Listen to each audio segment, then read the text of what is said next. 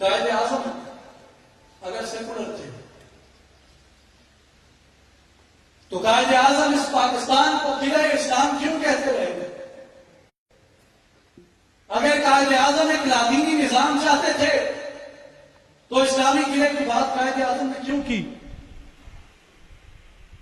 कायदे आजम ने वाज़े तौर पर कहा, all require of you now is that every one of us to whom this message reaches must vow to himself and be prepared to sacrifice his all if necessary in building up Pakistan as a bulwark of Islam. कि तैयार हो जाओ, इस message को लेके आगे बढ़ो, और अगर कुर्बानियां देनी पड़ती हैं तो कुर्बानियां भी दो, लेकिन